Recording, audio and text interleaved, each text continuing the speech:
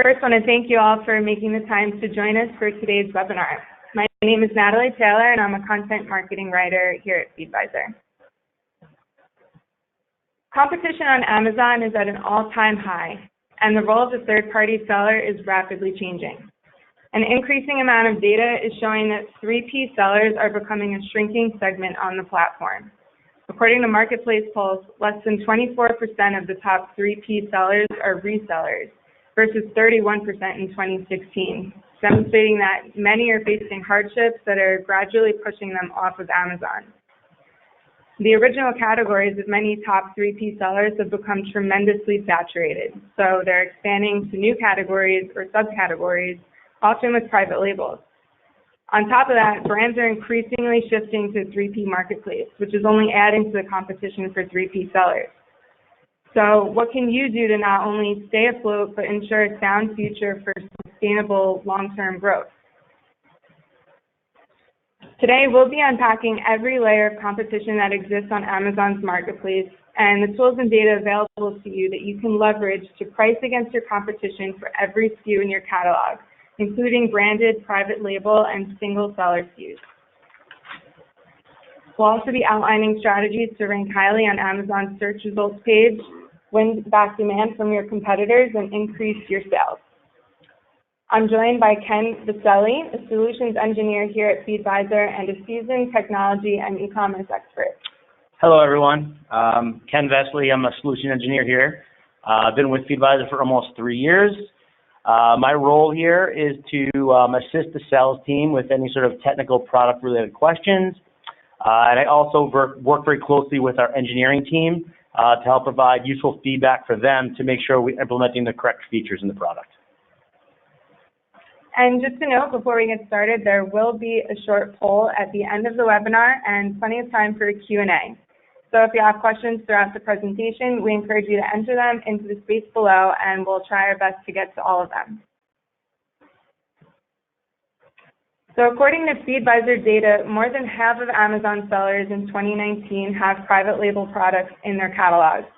And of those sellers, over a quarter have Amazon catalogs that are 100% private label, and over 1/3 say that private label items make up 60% or more of their catalogs. And that number is poised to increase. Nearly 1/3 of sellers plan to launch a new private label brand this year. Price competition is a primary concern of businesses selling on Amazon. Historically, however, there's never been a dynamic pricing solution available for branded and private label ASINs due to complexities with these particular items. As a result, many brands and private label sellers are unsure how to competitively price these items. With that said, we're going to run a quick poll that you should see on your screens now.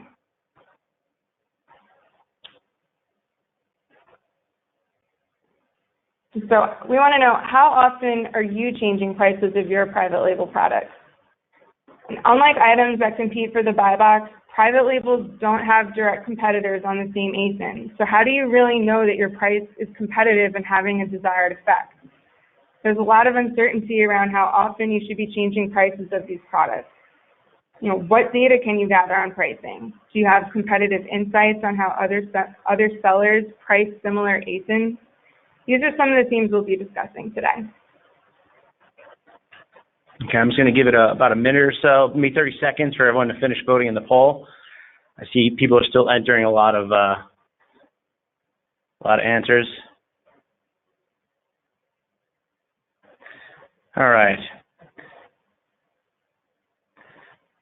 So it looks about 13% or so of all the responses here change them on a daily basis. That's a little bit higher than I would have expected.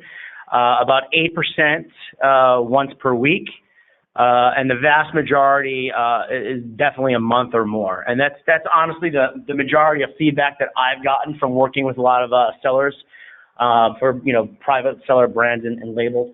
So most sellers aren't changing the prices as quickly as they should. Why is that? Well, Amazon's an extremely dynamic marketplace. So market conditions are constantly changing. You have some competitors that are running out of stock. You have some competitors that are running lightning deals and sales. You have some that are new products being listed that could be new competition that you don't know about, right? So by you changing your prices once a month, once a quarter, or once a year, you're very slow to adapt to these very, very quick changing conditions, okay? By changing them more frequently, you can not only adapt quicker, but you can also take advantage of some opportunities that jump up for you, in the short term as these sales are going on.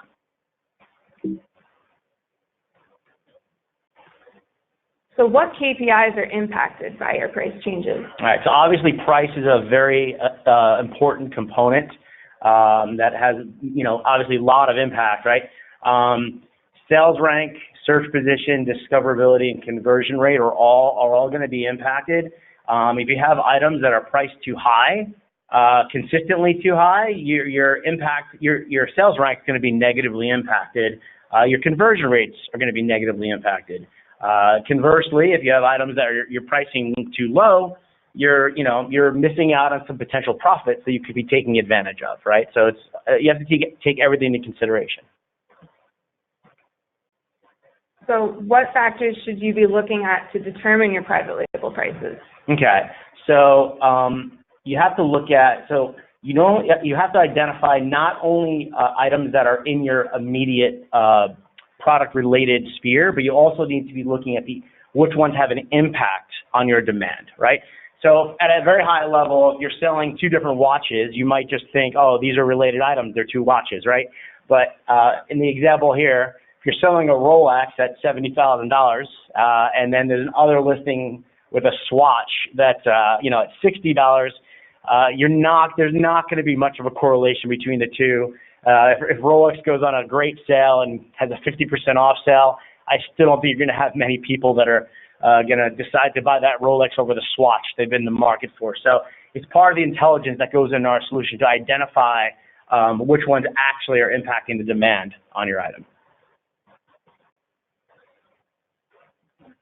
So what is the competitive sphere on Amazon? What does that really mean? So as I mentioned, Amazon's its own unique ecosystem, right?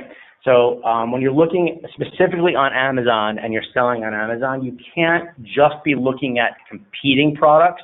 You also need to take into consideration complementary products, substitute products. All of these other items in the Amazon sphere is going to be impacting the demand on your items, right? I also want to talk briefly about traditionally what people refer to as direct and indirect competitors. That terminology has a different meaning to a lot of different sellers, so I just wanted to kind of define it on how we look at direct and indirect. If you're selling on Amazon and there's a bunch of people selling on your listing, on your ASIN, you're competing for the same sale. It's the identical item. It's that's easily identifiable, and we consider that direct competition. All right. In the idea of brands and private labels, it's a much more complex thing to figure out because you're looking at your indirect competition. You're looking at other items being sold on Amazon that are not just on your ASIN. So this understanding your indirect competition is very, very important for private label and brand sellers.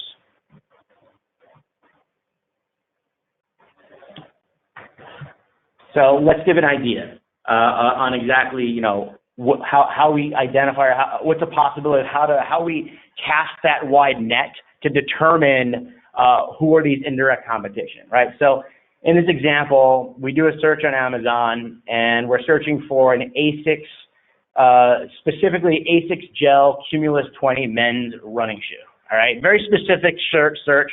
You're only going to get a few results. They're probably going to be, the same, or at least the top results are going to be the same shoe, maybe different years or slightly different models of our variations. But it's a very, very specific search. But you can switch, yeah.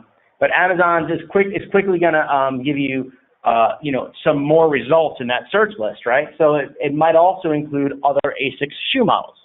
So now your potential list of items that are being returned in the search is up to about 200, right, or so other ASICS running shoes.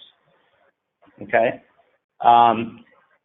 Then you look at the Amazon carousel, and it's probably suggesting other running shoes from different brands, other running sneakers perhaps, and now your product set is greatly and very quickly increasing. Now we're up to like 8,000. Then if you include things like sponsored products and sponsored brands and people advertising against your items, right? So now you have potentially 50,000 plus men's shoes, right? That could be being put in front of the consumer's eyes, and they have to make a decision of what to buy.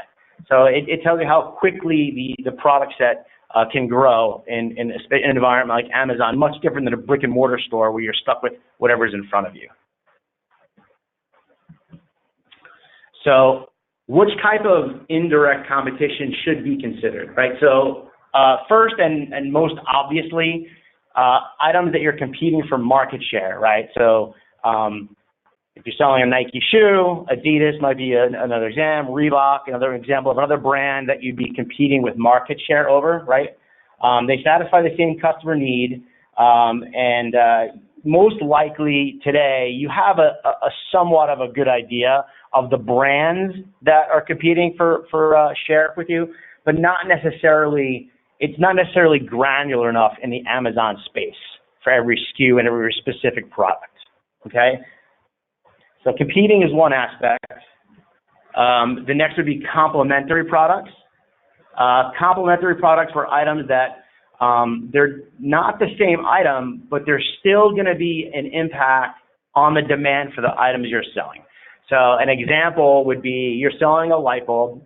Let's just say it's a very unique, specific light bulb with only a certain subset of lamps, just for this scenario.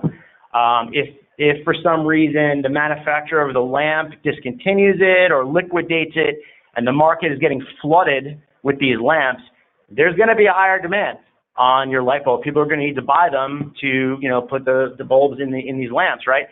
Even though it's not a competitive product, it's a complementary product that is going to have a significant impact on the demand on your light bulb.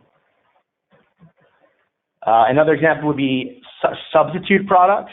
So in this example, we're using almond butter compared to peanut butter. So these are identical, similar, or comparable products in the eyes of the consumer, but they also can have impact on the items you're selling. For instance, if there's a shortage of almonds on the market, and almonds, anyone selling almond butter is going to have to increase their prices because the cost has gone up, right?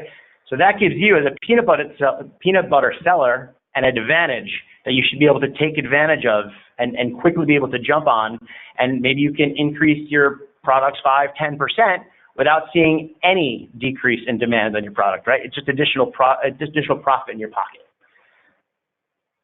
So these are these are all things you need to take into consideration. So we'd like to introduce our solution, which is ProductSphere repricing.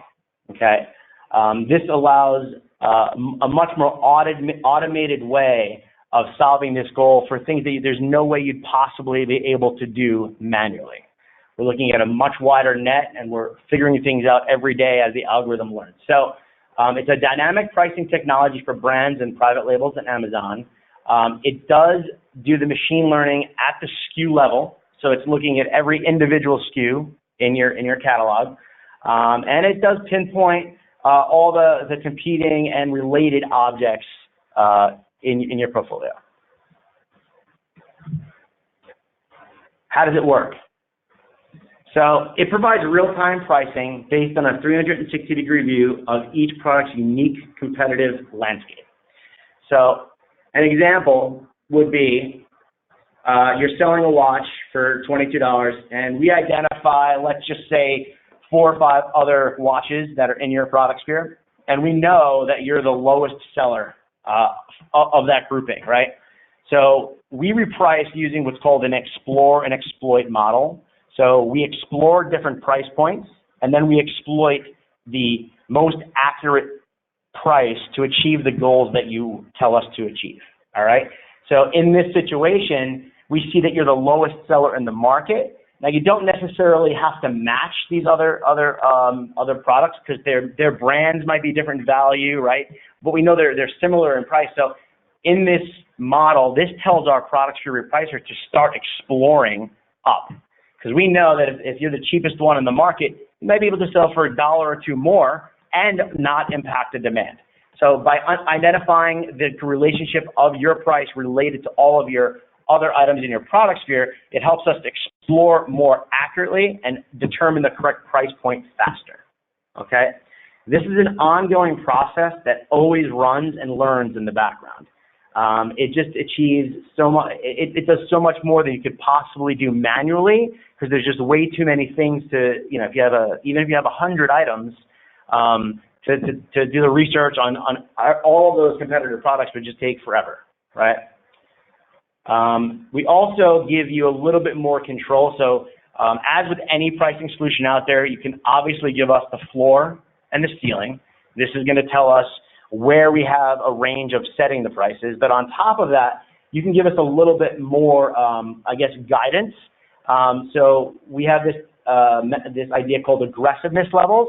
So you can actually tell us, let's say you have an item, you have an abundance of supply, and you really want to make sure you're maximizing your sales. You don't want to liquidate it. You still want to sell it, but you want to sell it as quickly as possible while making, you know, the most amount of total revenue possible. So you can tell the algorithm to be more revenue focused for an item, and then you also have the ability to be more profit focused.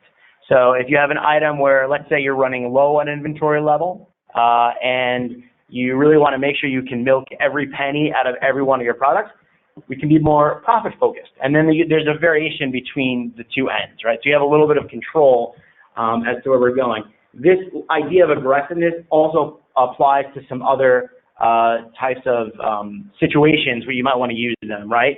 Seasonality. If it's around, you know, Christmas time and you know there's going to be some demand for certain products that are seasonal, you probably want to be a little bit more profit focused because you know there's going to be people buying them and you want to make the most of the money that you can. And conversely, new product launch, right? You want to get exposure to that product. You want to make sure that people are seeing it. If you're pricing too high, you might not be able to increase that sales ranking as quickly as you want. So you'd be better off with more of a revenue-based strategy for that one. So just to quickly recap some of the benefits of our ProductSphere pricing, it's SKU specific, okay? We're doing daily price changes to get that very quick feedback loop on what the change of price that we made impacts the demand, right? It's a very, very quick learning process. We map up to 1,000 potential competitors per SKU. So we look at this wide net of 1,000, and then we're behind the scenes calculating how many is there a correlation with, how many are actually impacting our demand, and we're behind the scenes basically crossing off these items that we see no correlation to price more accurately. Okay, we have tested this solution with multiple beta customers, and we've actually seen really, really amazing results. On average, we've seen a 30% average improvement in bottom line profit, contribution dollars, and we've seen a 20% improvement in average increase in sales. So we're really, really pleased with the results we've seen so far with the customers that have used it. All right, well, thank you so much, Ken. We would like to get into several questions as part of the Q&A, and we also just have another brief poll that should appear on your screens momentarily. So we'll just leave that poll up for a few minutes while we get into the Q&A. And the first question, so what happens if someone jumps on my listing? That's a great question. So I mentioned before direct and indirect competition. And from an Amazon sense, right, that direct competition is people that you're competing on the ASIN for, right? You really wouldn't want to be changing prices daily because the buy box competition environment is much more dynamic as far as price changes go. You got to get that buy box. So we do recognize when someone jumps on your listing and takes the buy box from you. If they jump on your listing and they're not competing for buy box, we're going to ignore it because you're still 100% getting all the sales on that. But if we do detect that the system detects someone jumping on your ASIN and taking some of the sales away from you, we will then automatically switch over to our buy box optimization repricing model, and then we could switch back and forth as needed. So next question, how do you handle price changes when you have to comply with MAP? Yep. Especially when products started at MAP to be competitive. Yep, it's a great question. So you have the ability in our system to enter the MAP price, right? You also have the ability to enter a floor and a ceiling price. So if you put a floor price that equals your MAP price, we're never going to break MAP because you're giving us the conditions in which we can price, right? If you decide to put a floor in that's lower than MAP, you give the system the permission to go below the MAP price. But we're pretty much limited as far as setting price points with that MAP price that you give us. So a follow-up to that, how do I find the MAP price? Well, MAP prices are set by the manufacturer, right? So whoever you're buying the product from, your relationships, they should be telling you what that MAP price is. It should be something that you're aware of. It's not something that we're setting. Okay, next question. What if you have a small catalog, about 5 products, that doesn't have much competition? Well, if those five items have a very high volume and you're generating a lot of sales from those products, then a slight price change, even let's just say $1 more per sale. If you're selling hundreds of items a day, that has a significant impact on your overall revenue. So I don't necessarily think that a small number of SKUs is necessarily a problem. I still think that we can help. Finding that optimal price point is very important. And also identifying, all the outliers. So. All right, we're going to just close the poll. And we have one more question. I'm very conscious of my sales rank. Does your tool take this into account, or is there a specific strategy that I can use when setting the parameters up? Yep. So I kind of mentioned that before. So it's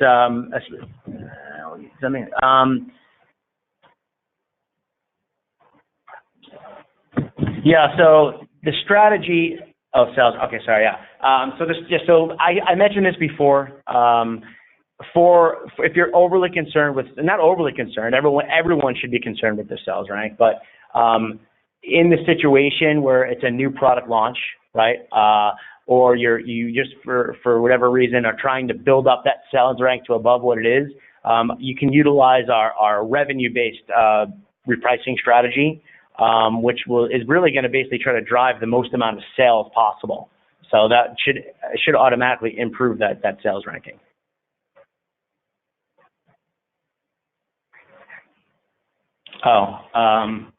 Okay, and I just got another question here about price parity. Just to mention, if you are also selling on Walmart, eBay, or Shopify, we do support sending parity price feeds to those other marketplaces. So you can also set a plus or minus percentage difference between them. But so we can do that as well. We do support those other marketplaces. All right. Well, that's about all the time that we have for today. Thank you again, Ken, for sharing your expertise, and thank you, everyone, for joining us today. Hope you took away some valuable insights into the complex layers of competition that exist on Amazon and how you can use that information to inform your pricing strategies and increase your sales. As always, if you'd like to learn more about any of the ongoing initiatives we have here at FeedVisor, from ProductSphere to our advertising optimizations, please reach out at the email here.